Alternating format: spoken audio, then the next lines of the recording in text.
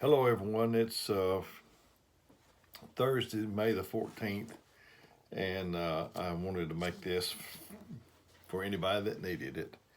I'm going to be in the third chapter of Colossians, and so I want to read that to you, probably the whole chapter. I don't usually read that much, but in these times we're in, I probably will.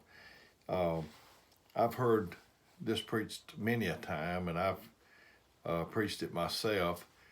Two of the most unforgettable times that I remember hearing this was from Brother Dewey Barrier and Brother Aaron Wooten. They both did such a wonderful job on it, and I probably reference them while I'm in this. But this says, "If ye then be risen with Christ, seek those things which are above, where Christ sitteth on the right hand of God."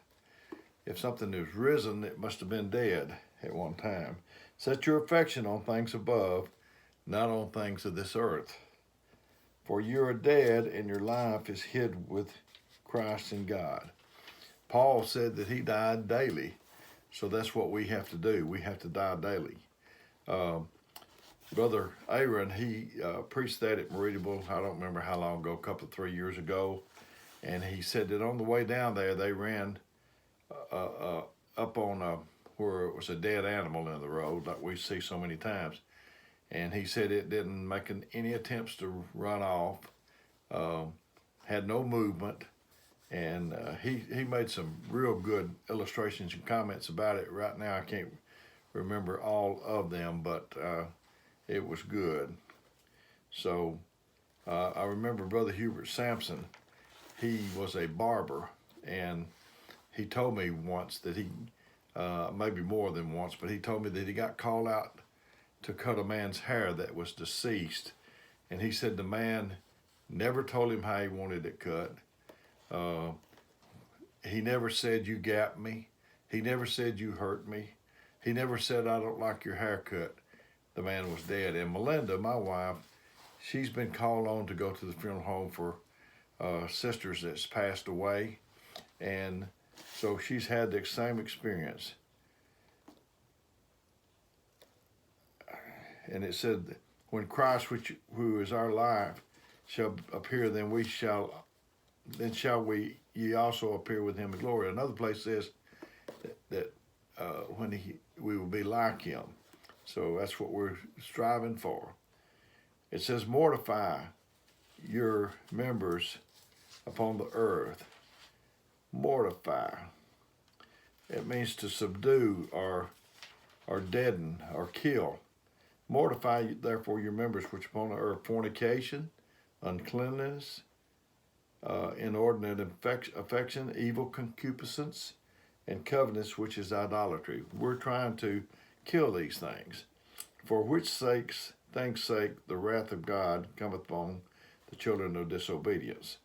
Now, in my reading today, I'm not going to define all these. You got a dictionary, you can do it. Maybe on another one, God will prompt me to do that. But right now, I'm trying to get to other points. And it said, "For which things' sake the wrath of God cometh on the children of disobedience, and the which ye also walked sometime when you lived in them. But now put off these: anger, wrath, malice, blasphemy, filthy communication out of your mouth. Lie not one to another, saying that ye have put off the old man with his deeds, and have put on the new man, which is renewed in knowledge after the image of him that created him.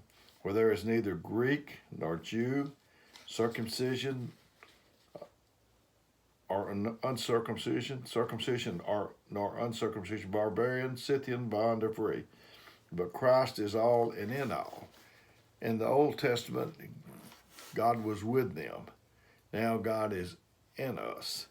So put on, therefore. Now this is the things you put on. You can't put on until you take off those old things.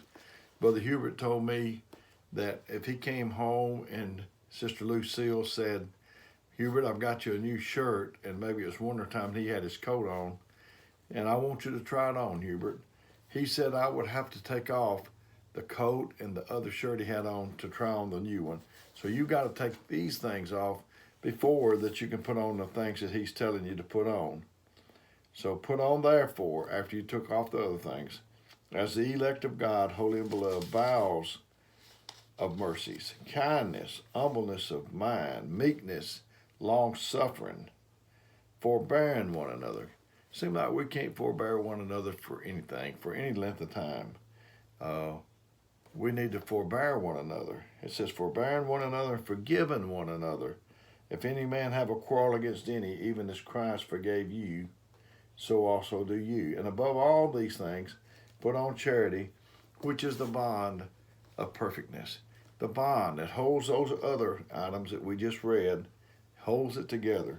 You know, I may tell you that you may tell me you got some meekness, that you got some kindness, but if you don't have charity, you can't hold those things together. You may have kindness one week, and then next week it seems to get away from you because you don't have on charity, that bond of perfectness. And let the peace of God rule in your hearts, to which you are called in one body, and be ye thankful. I already said in previous videos that set you an alarm 3 times a day to be thankful. I've never seen anybody that was thankful not make it. I've never seen anybody that was unthankful make it. I remember years ago there was a girl, she was having a hard time. She was a sister at the time, and she was going out the side door, struggling, having a hard time. And Brother David said, can't you see, Brother David Jones, can't you see what God's doing for you? And she said, I can't see anything that God's doing for us, for her. So that was the beginning of the end. It said, let the word of Christ dwell in you richly in all wisdom, teaching and admonishing one another in psalms and hymns and spiritual songs, singing with grace in your hearts to the Lord. We need to be singing, if not out loud. If some of us that doesn't really sing that good, we can sing in our heart. Don't ever let anybody get your song. And whatsoever you do in word or deed, do all in the name of the Lord Jesus, giving thanks to God and the Father by him. Wives, submit yourselves to your own husband as it is fitting the Lord. I remember once, I might have mentioned this before, but we went to Smyrna, up near Murfreesboro, or Smyrna, Tennessee, and Smyrna Holiness Church. And we went on Saturday night, and we were going back the next day on Sunday. We stayed in a motel. I woke up before Melinda did, and I wanted to read. I didn't want to turn the light on, so I just opened the blinds just a little bit and slid over there to the little desk I had, and I read it, and it opened up I just opened the Bible, and it came to husbands and wives. The first 3 verses or so was telling the wife what to do, and man, I was rejoicing. I tell you what, I thought about waking Melinda up so she could hear all these good things. And then all of a sudden, seemed like to me pretty abruptly, it turned to the husband. I looked over at her, and I said in my mind and in my heart, I said, sleep on, girl. I'll tell you another time. So wives, submit yourselves unto your own husband as it is fit unto the Lord. You know, when we hear the word submit or subject or any of them kind of words, we have a problem with that. It's not going to be easy. And I say to you young girls that if you're thinking about marriage and you look at a guy and you think he is pretty outstanding, but in your mind you think, I don't know if I could submit to him, please move on and don't look at that any further. Husbands, love your wives and be not bitter against them. Children, obey your parents in the Lord, for this is well pleasing unto the Lord. Fathers, provoke not your children to anger, lest they be discouraged. Servants, obey in all things your masters according to the flesh, not with eye service, as men pleasers, but in singleness of heart, fearing God. That singleness of heart, that eye, that one single vision. I know I've tried to do that, and Brother Jack Kelly told somebody that I was the most one-track spiritual-minded person he'd just about ever seen, I think. And that's a compliment, and he meant it as a compliment, I'm sure. and singleness of heart, fearing God. And whatsoever you do, do it heartily as unto the Lord and not unto men. We must do it heartily. If we don't do something heartily, how do we do it? We might do it half-heartedly. I thought about Melinda. She fixes me something good, and if I just sat there and picked over it and didn't eat it, didn't never say thank you, never said that was good, I might not get a whole lot of more good meals like that for a while. So if you don't do it heartily, you're doing it half-heartedly, and I don't believe in doing anything that's any count half-heartedly. Knowing that the Lord shall that of the Lord you shall receive the reward of an inheritance, for you serve the Lord Christ. But he that doeth wrong shall receive for the wrong which he hath done, and there is no respect of persons.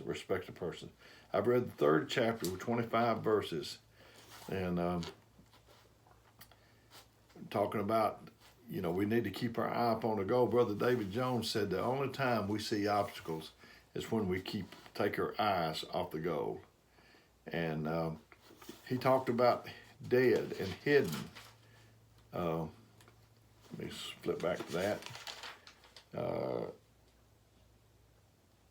For you are dead and your life is hid with Christ in God. I thought about, for 2 people at least I know, maybe more, but 2 come to my mind real quick.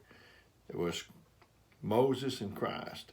They were out to kill them, the little babies 2 years old or less, and they hid them. And so God can hide you where the enemy can't see you.